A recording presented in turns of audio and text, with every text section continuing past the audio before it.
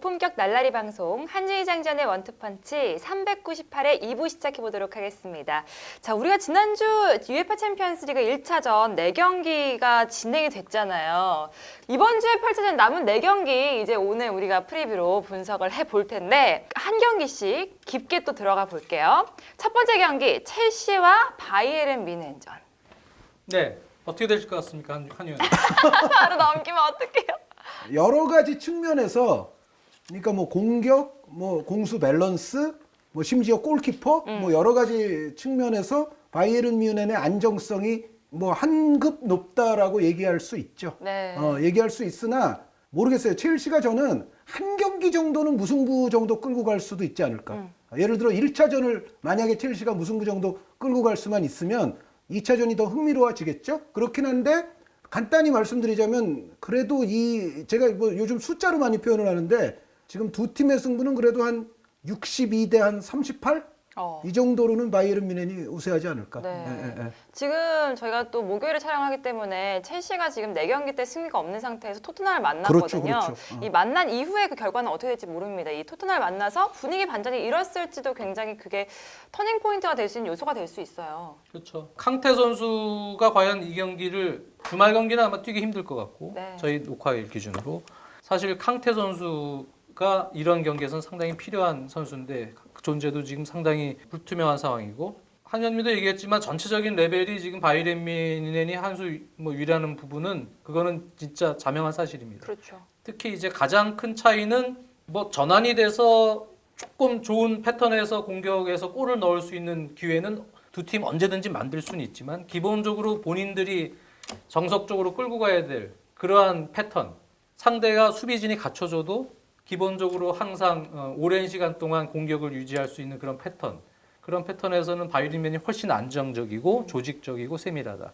바이에른 뮌헨은 레반도프스키를 중심으로 해서 2선과 중앙 미드필더들이 기술적인 영역도 뛰어나지만 하프 스페이스를 이용한 조직적인 움직임과 부분 전술도 첼시보다도 훨씬 위입니다.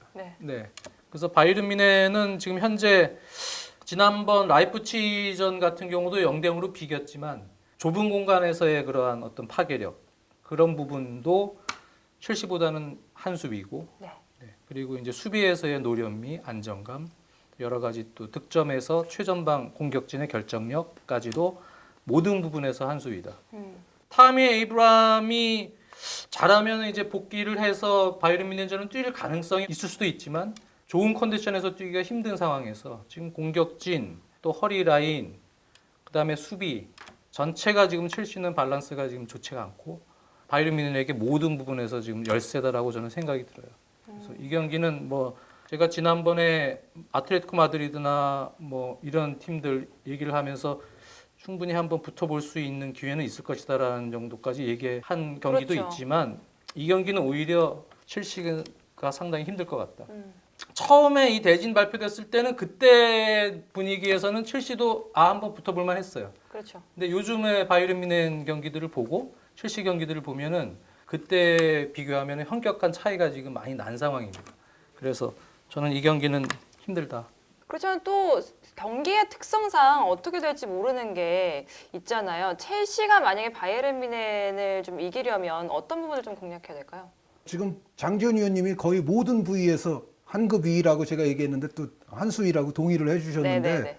한 경기 정도는 이제 비길 수도 있지 않겠느냐 말씀을 드린 거는 그런데 첼시는 약간은 바이에른 뮌헨보다는 조금 도깨비 기질은 있을 수도 있을 것 같아요. 객관적으로 그냥 외관상으로 봤을 때는 여러 부분에서 바이에른 뮌헨의 안정성이 높고 특히 한지 플릭 감독이 지금 꽤 팀을 잘 일으켜 놨습니다. 그러니까 예를 들어서 뭐 한동안 하강세가 분명해 보였던 토마스 뮬러 같은 선수도 요즘은 상당히 살아났고 나브리 선수의 폼도 좋고 레반도프스키는 여전히 위력이 있고 뭐 지금 전체적으로 바이에른 뮌헨은 다 톱니바퀴가 잘 돌아가고 있거든요. 저는 모르겠어요. 첼시가 그런데 예전에 뭐 디마테오 감독 때도 약간 그랬지만 왠지 한 번 미치는 경기는 나올 수도 있는 팀 아니냐라는 생각은 좀 있어요. 네.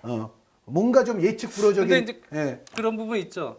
2012년 챔피언스리그 결승전 같은 경우는 디마테오 감독 결승전 때는 드록바라는 선수가 있었고 무기가 물론 있었죠. 그 당시에 뛰었던 선수들이 여전히 바이에른 뮌헨에는 몇 명이 있어요. 노이어, 뭐 밀러, 또 제롬 보아탱 이런 선수들은 여전히 지금 아직도 있죠. 네네. 네, 그때 멤버가. 그래서 지금 뛰고 있지만 첼시는 한 명도 없어요. 램파드 한 명 있다. 감독으로 이 맞대결을 펼치는 램파드 감독이 있긴 있는데 그때는 그렇게 바이에른 뮌헨 강팀을 상대로 그 당시에도 전력적 열세지만 버티다가 하나를 해줄 수 있는 드록바가 있었고 그래서 그거를 승부 차이로 끌고 갈 수 있는 힘이 있었는데 지금 과연 첼시가 그런 힘이 있겠느냐? 일단 전체적으로 선수들이 어리고 그나마 좀 경험이 있어서 받쳐줘야 될 윌리안이나 페드로 선수가 지금 폼이 한창 좋았을 때하고는 많이 못 미치는 그런 상황입니다. 네. 네, 거기에 확실한 공격수가 지금 없고 바추아이, 뭐 지루 다 마찬가지고요.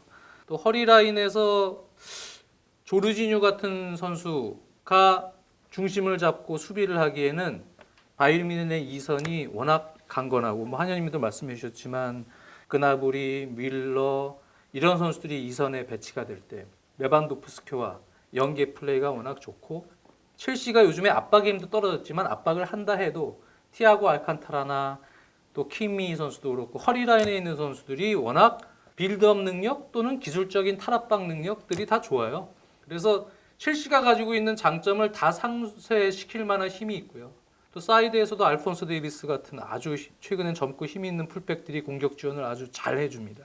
첼시가 물론 경기 운이 조금 따라주면 한현님 얘기대로 뭐 이기지 못하리란 법은 없죠. 이 등락이 있는 팀이라고 보거든요. 그렇죠. 첼시가 그만큼 기복이 있는 경기가 뭐 있는 건 사실인데 네네. 그래서 그날 뭐 미치면 진짜 뭐 프리미어리그 하위권 팀들 또 심지어는 뭐 하부리그 팀도 잡을 수 있죠. 그게 네. 축구고. 맞아요. 네.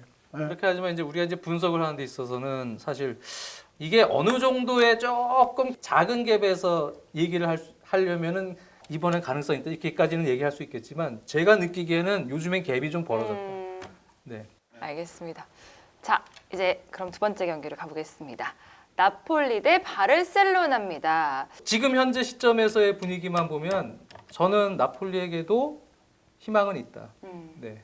바르셀로나가 물론 메시가 있고 그리즈만이 있고 지금 좋은 공격진들이 건재합니다만 안수파티까지 3톱으로 나온다 쳤을 때 지금 공격진의 뎁스가 지금 얇고 그 세 선수가 컨디션 저하나 약간의 체력 저하가 또는 또 집중적인 마크를 당하거나 전술적으로 그랬을 때 수아레즈나 우스망 덴벨레나 이런 다른 대체 자원이 있었다면은 조금 다른 또 어떤 변형 루트들이 후반에 이루어지거나 또 다른 조합들이 나올 텐데 지금은 저는 조금 걱정이 되는 것이 바르셀로나가 물론 세티엔 감독의 축구가 상당히 좋을 때도 있고 약간 걱정스러울 때도 있고 지금 부임 이후에 그런 분위기입니다.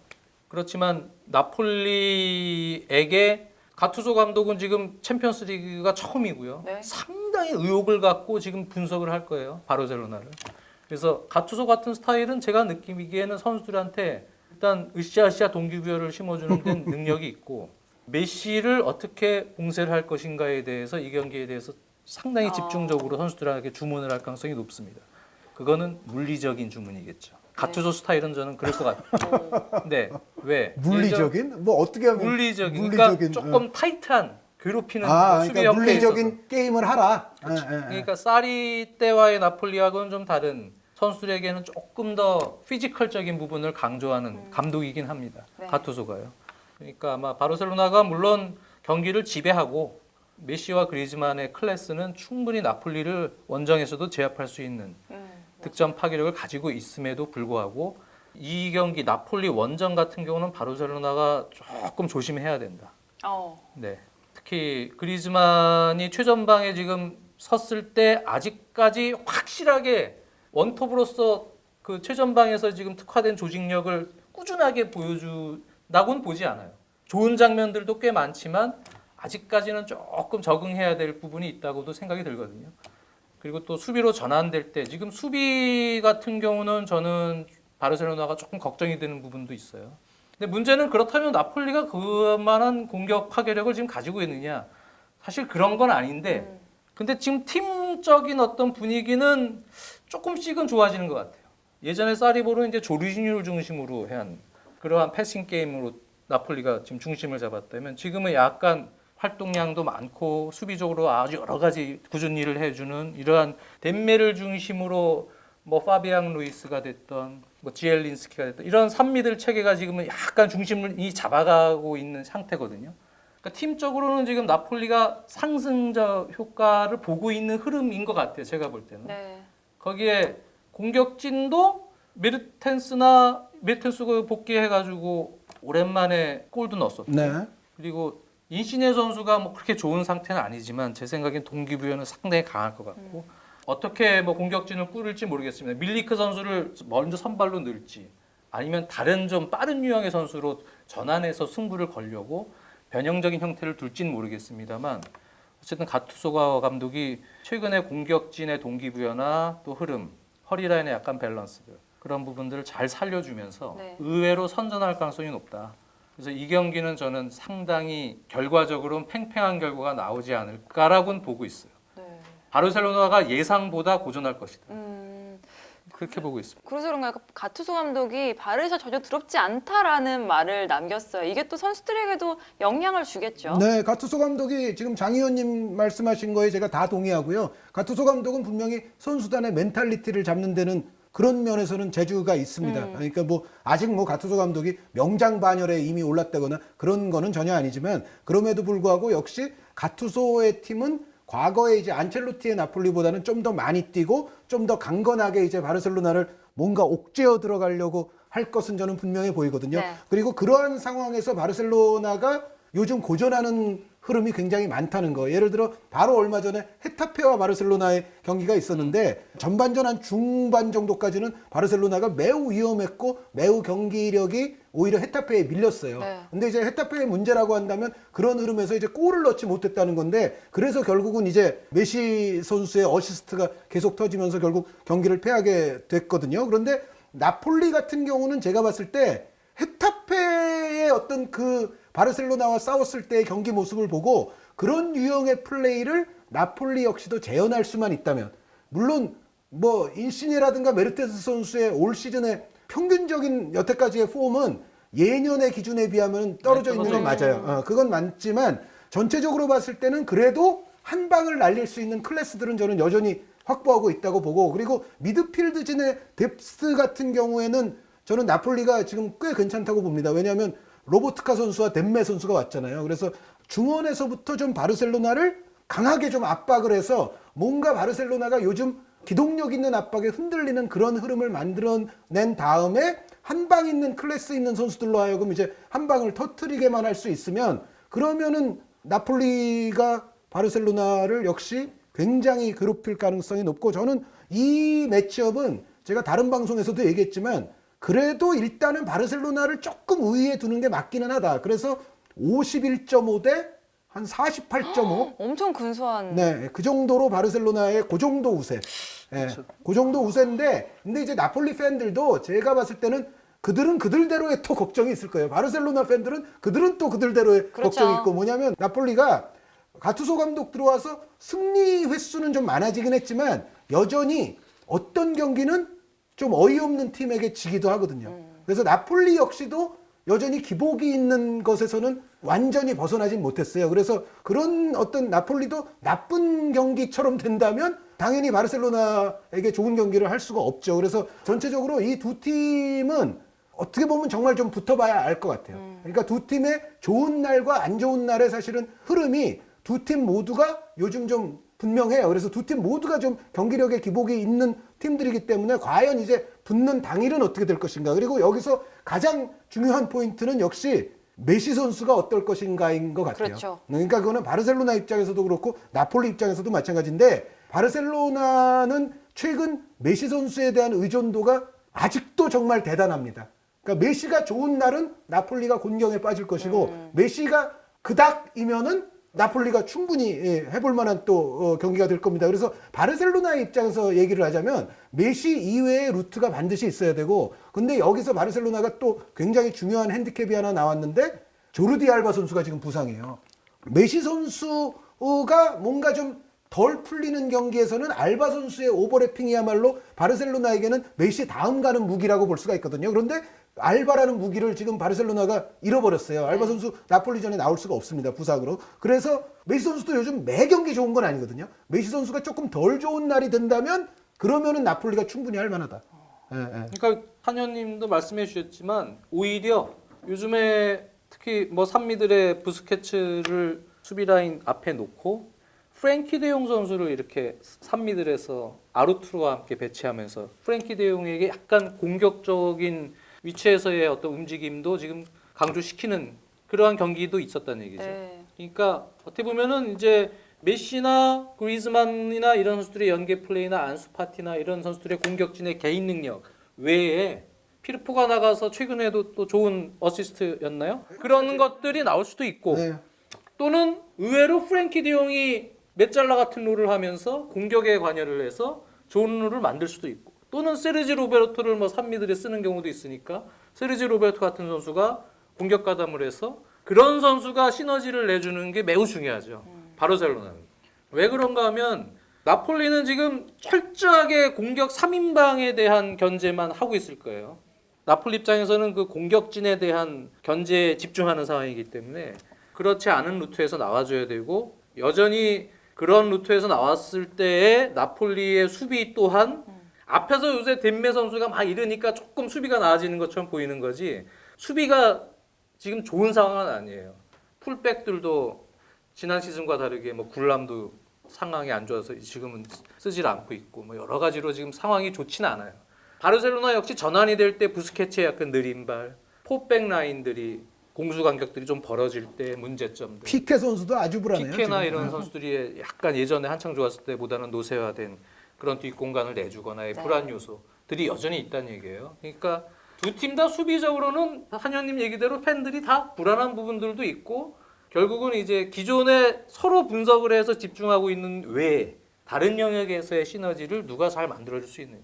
그래서 한현님 얘기대로 제가 약간 조심을 해야 한다는 표현은 딱 그 얘기예요. 바르셀로나가 그럼에도 우위엔 있습니다. 네. 분명히 우위엔 있지만 저번에 아틀레티코 마드리드 리버풀 경기처럼 그냥 언뜻 봐서 이거는 뭐 바르셀로나가 훨씬 우위지 않나 이런 상황은 아니다 지금 분위기는. 그런 말씀이죠. 네, 이 경기는 역시 뚜껑을 열어봐야겠네요.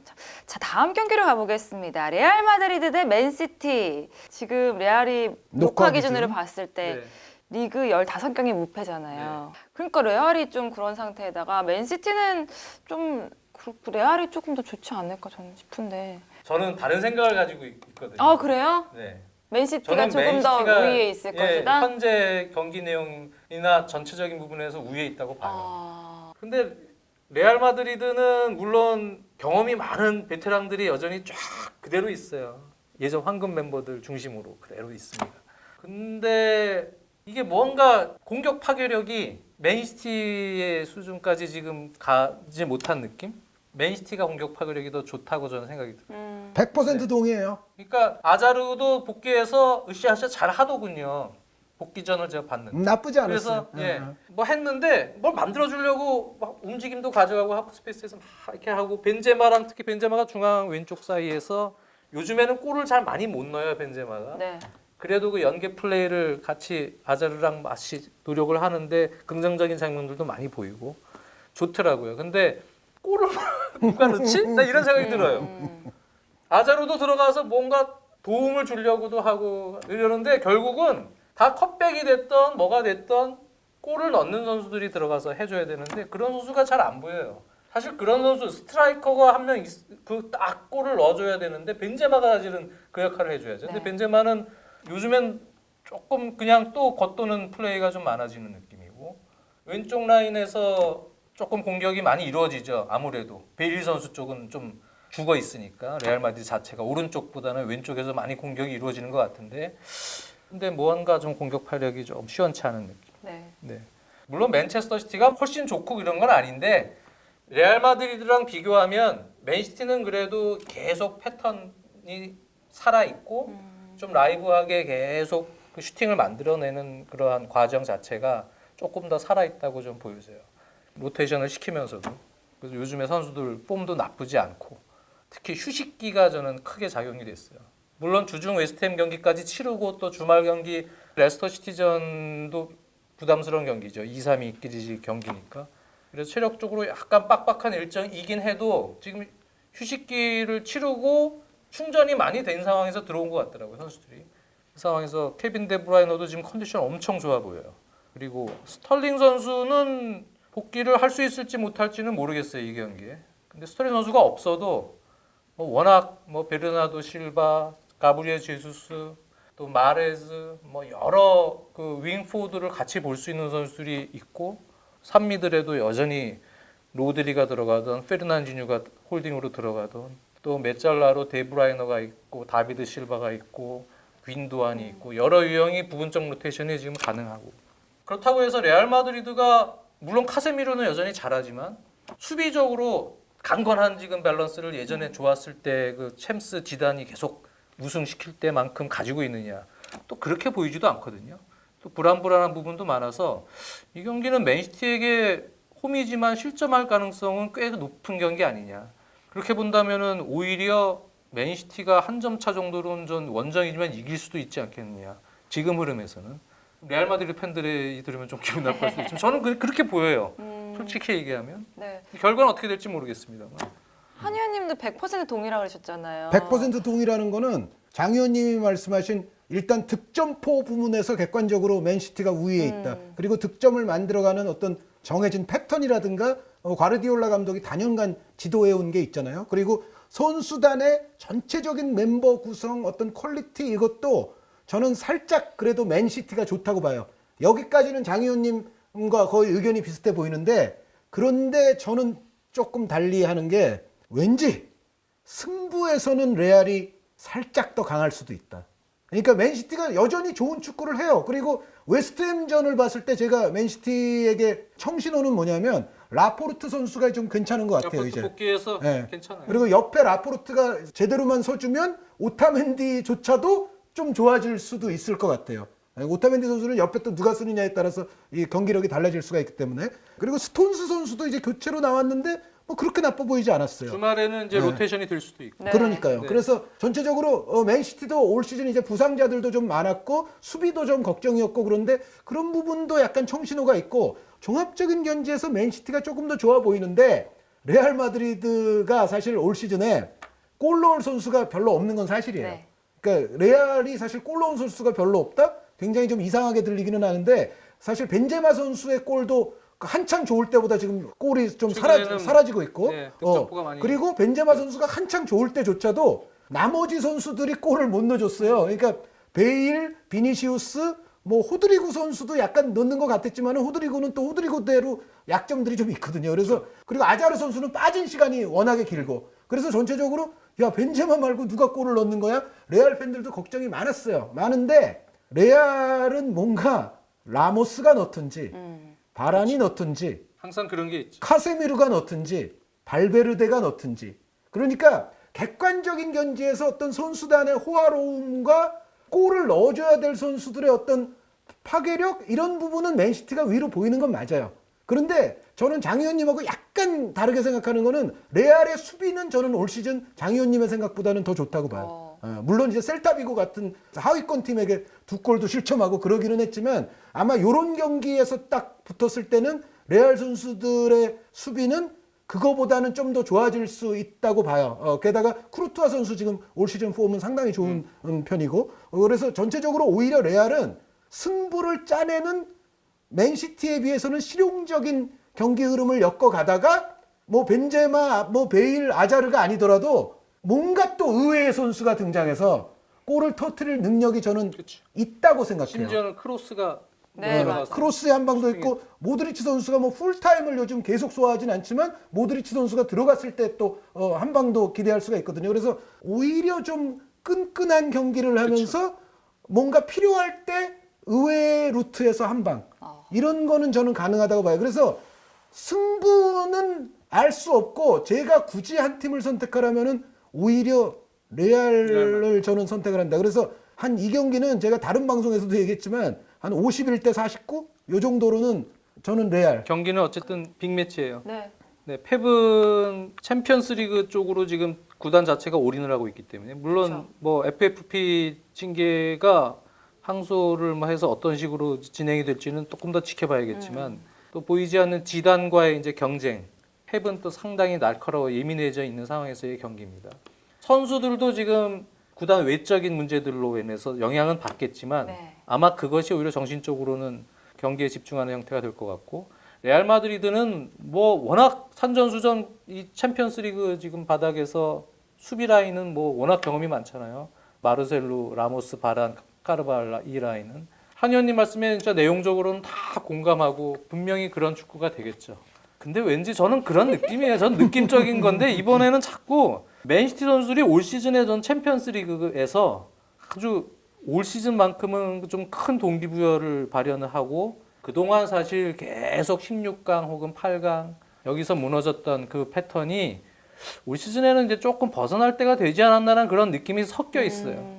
그래서 오히려 승부를 지금 얘기하라 그러면 저는 오히려 51대 49 오히려 맨시티가 좀 유리한 흐름 아닌가 그렇게 개인적으로 보는 거죠. 그 맨시티가 분명히 절박함이 있을 거예요. 징계가 뭐 결론적으로 어떻게 될지는 아직은 모르지만 만약에 그 징계가 그대로 굳어진다 했을 때는 맨시티에게 챔피언스리그 기회는 올 시즌이에요. 이제 그렇죠.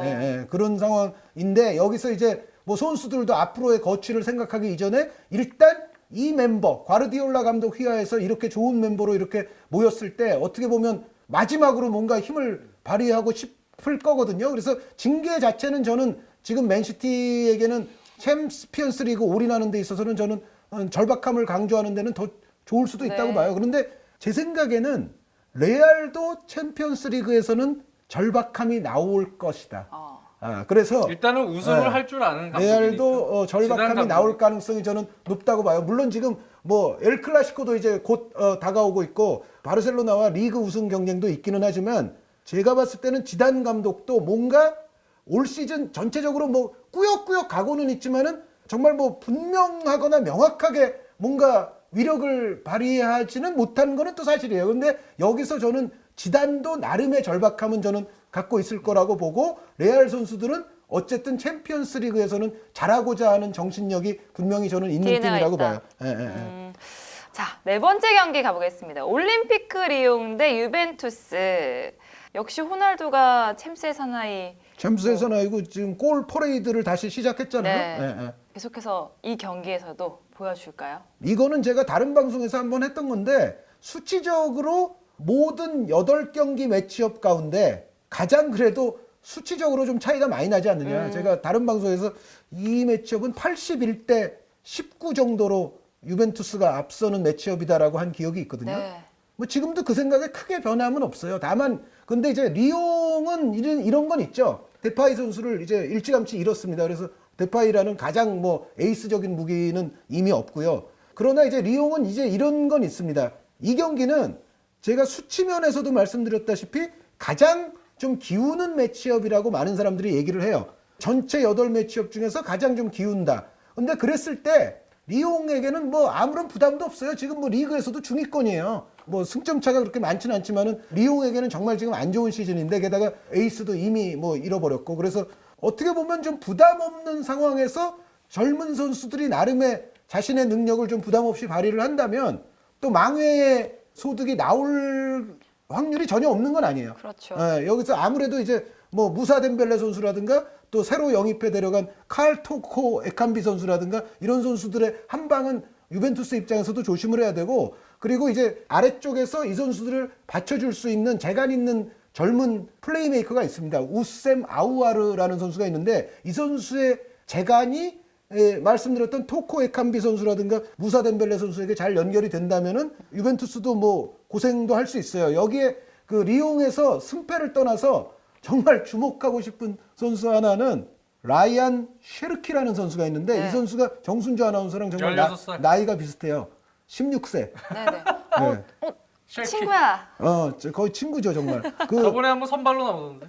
쉐르키 선수가 이미 리옹에서의 활약을 시작했는데 저번에 파리전에 선발로 나왔다. 예, 네. 맞아요. 경기 때 선발로 나왔어요. 맞아요. 그래갖고 예. 지금 안수 파티를 우리가 굉장히 어린 선수라고 얘기하잖아요. 안수 파티 선수보다 한 살이 더 어립니다. 근데 그 선수가 뛰는 모습이 좀 평가가 어떻게 나와요? 제가 느끼기에는 어린 시절의 아자르 같아요. 오. 네, 조금씩 아주 재간이 조금 시간이 좋습니다. 필요하긴 합니다. 네, 아주 재간이 좋은데 유벤투스 게다가 뭐 크리스티아노 호날두 선수가 나올 거 아닙니까? 이런 팀과 이런 또 그런 선수들을 상대로 이 16살짜리 라이언 쉐르키 선수가 저는 한 번쯤은 등장한다고 보이거든요. 이 리옹 대 유벤투스 매치업에서.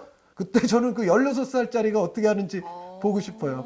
굉장히 아까 그 16살짜리 선수 기대가 되는데 그 번떼기는 동영상 한번 찾아보세요. 네, 한번 보려고요. 제가 스펠 가르쳐 드릴게요.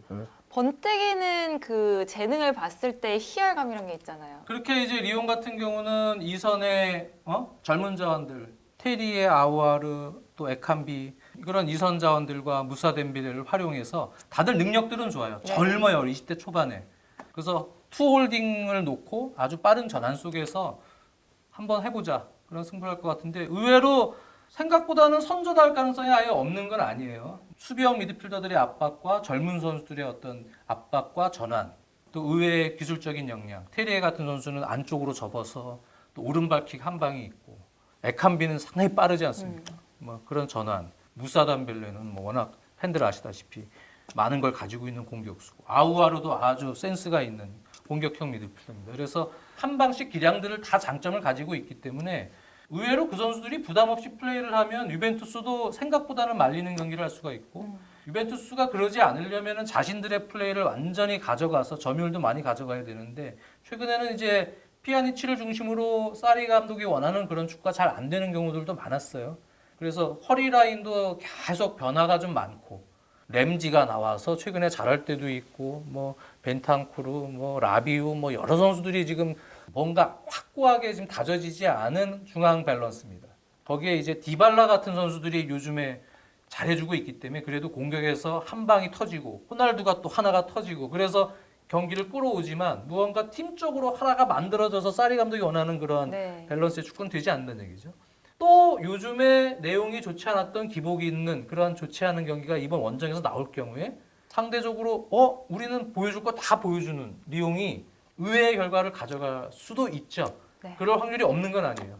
하지만 그럼에도 불구하고 그런 것을 극복할 만한 정도의 지금 리옹의 팀 레벨은 아닌 것 같고, 또 유벤투스는 지금 키엘리니가 이제 복귀를 했는데 수비 라인들도 조금 힘을 받을 것 같고, 거기서부터 나오는 노련미, 또 경기 운영 능력, 그것이 결과적으로는 유벤투스가 물론 어려운 원정이지만 1, 2차전 합계로는 아마 올라갈 것 같고, 1차전은 최소한 한 골 정도의 승리는 가져가지 않을까 보고 있습니다. 최근에 유벤투스의 발목을 잡았던 팀이 네. 헬라스 베로나가 헬라스 있거든요. 베로나였죠. 유사하게 그 말씀하신 젊은 선수들 그 부담 없이 또 한 방 터뜨리면서 전체적으로는 헬라스 베로나를 롤 모델 삼아서 플레이할 수만 있다면 유벤투스를 좀 괴롭게 만들 수가 있습니다.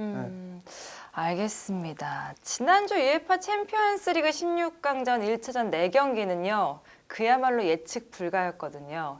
이번 주 4경기는 과연 어떤 모습일지 여러분들 한번 기대해 보시길 바라겠고요. 저희 굉장히 녹화 시간이 길어졌는데 한마디만 하면 안 될까요? 제가 쓴튜브를 오픈했습니다. 그거 예전에도 얘기하지 않았어요?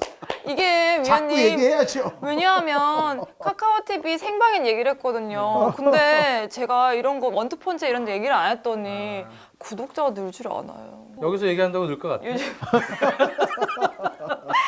저 요즘에 이게 구독자 동냥하러 다니고 있거든요. 두 분이 같이 이거 해주세요. 구독하기, 좋아요. 순튜브 구독하기, 좋아요, 알람 설정. 순튜브 구독하기, 좋아요, 알람 설정. 오케이. 그렇게 해서 한번 이렇게 해주세요. 다 같이 그래. 한번. 네, 하시죠. 순튜브 구독하기, 좋아요. 알람 설정 해주세요.